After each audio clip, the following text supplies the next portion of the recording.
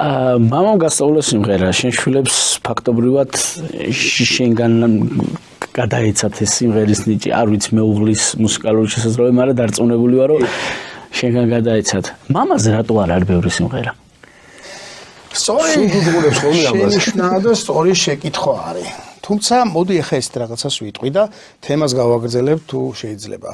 მე რა სიმღერებიც მაქვს ძალიან მიკერძოებულად, ანუ სუბიექტურ აზრს ვიტყვი ახლა, საზოგადოებამ არ მიიღოს რომ რაღაც დოგმა არის, მაგრამ დავფიქრდეთ ყველა ერთად და მივხვდებით რომ რაღაცა დედაზეც არ მაგონდება ისეთი შედევრი სიმღერები, რომელიც ერთი ის მახსენე მინდორველი მოუჩთავთიებს დედაზე. აუ, საოცარი სიმღერა. მე კიდე ის გამახსენდა დედი. ხო, ნუ მაგიტომ ვამბობ რომ სამშობლოზე არაჩვეულებრივი სიმღერები, თბილისზე გადასარევი სიმღერები, შეყვარებულებზე და სიყვარულზე ხო რა ვიცი რომელი ერთი გინდა.